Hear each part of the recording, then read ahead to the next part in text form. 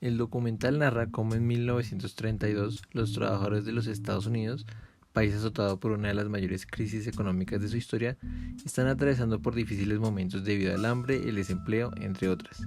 Herbert Hoover, quien entonces desempeñaba el cargo de presidente, era reacio a implementar las ayudas del gobierno y asistencias sociales debido a su mentalidad,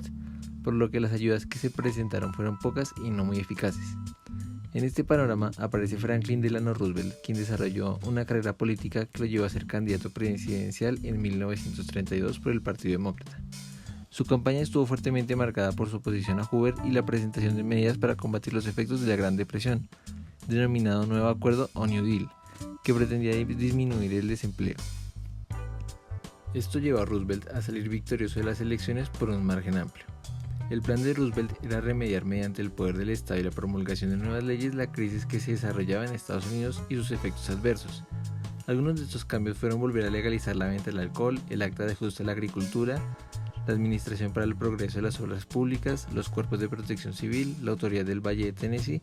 y la Administración de Recuperación Nacional, trayendo esta última la legalización de los sindicatos y una mejora en los sueldos. Ocurrió entonces una mejora en las condiciones de vida de los estadounidenses que favorece mucho la popularidad de Roosevelt, aunque aún tenía detractores en grupos como los comunistas, quienes consideraban que estos cambios no eran suficientes, y las élites, enojadas por el hecho de que los cambios del New Deal se financiaban mediante impuestos más altos a estos grupos. Tuvo además uno de sus mayores detractores en Alfred Landon. Sin embargo, a pesar de estas críticas, Roosevelt aseguró su reelección, que está en una situación crítica en el medio oeste estadounidense, pues una crisis en el campo obligó a muchos a migrar hacia las ciudades, donde sus condiciones de vida eran lamentables. Además de esto, la Corte Suprema declaró inconstitucionales muchas leyes del New Deal, y se generaron huelgas contra muchas industrias por su negativa a reconocer a los sindicatos. A finales de los 30 se volvió a generar una ola de desempleo, que nuevamente debió ser combatida por el Estado mediante políticas como la seguridad social y las pensiones, además de invertir mucho en mejorar la infraestructura. El New Deal había tenido éxito en remediar los efectos de la crisis, pero fue finalmente la demanda de armas de la industria americana la que puso punto final a la crisis del desempleo. En este documental se habla de un aspecto clave del constitucionalismo contemporáneo, el Estado Social de Derecho, un modelo que, como mencionó el profesor Rodrigo Primi, busca conciliar las perspectivas de los tres principales modelos de Estado, el liberal, el demócrata y el social, que abogaban por la defensa de la igualdad en materia de libertad individual, participación política y condiciones materiales respectivamente.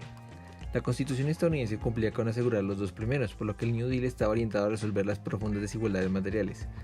lo que se refleja por ejemplo en el aumento de los impuestos a las personas acaudaladas a fin de financiar las políticas para combatir el desempleo. Con esto en mente, podemos identificar el proceso del New Deal con la construcción de un estado de bienestar. Ramón García Cottarello, en su texto Crisis y reformulación del estado de bienestar, nos habla de que este término fue usado por primera vez en la era de Otto von Bismarck, y que en esencia constituye un modelo en el que el Estado interviene considerablemente en las relaciones económicas. Este autor también aborda la relación entre el New Deal y el keynesianismo, que como lo menciona Ana Montes del Orden Mundial, es una doctrina que propone como solución para la crisis del capitalismo la intervención del Estado en la economía. Cottarello menciona el New Deal como una forma anticipada de keynesianismo práctico, aunque a esta afirmación hay que añadirle que fue el primer intento que gozó de un éxito que no puede ser catalogado solo como aceptable, sino hasta monumental, pues por lo menos en el corto y mediano plazo logró menguar la crisis del capitalismo en Estados Unidos. Sin embargo, el New Deal, pese a sus muchos logros, también es susceptible de críticas, como la que podría hacerse de teorías como la de la Escuela de Chicago, que como menciona Alejandro Vidal García, se opone a la intervención estatal en la economía. También está el hecho de que el desempleo fue reducido en gran medida por la necesidad de mano de obra para la industria militar estadounidense, y como lo menciona Javier Cristóbal, es uno de los sectores que recibió mayor financiamiento por parte del gobierno, lo que resulta bastante cuestionable dado que existían en ese momento problemas sociales en suelo estadounidense que requerían de mayor inversión que el sector de las armas, que en última instancia iban a ser utilizadas en una guerra librada en el extranjero. Podemos decir que el episodio Roosevelt y el New Deal es un documental de bastante calidad, que presenta de manera muy breve y general este proceso llevado a cabo en la administración de Roosevelt, y aunque no es demasiado profundo y omite muchos detalles relevantes,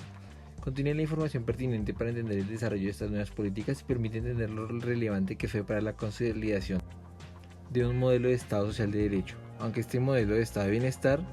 no logrará sobrevivir más allá de la segunda mitad del siglo XX.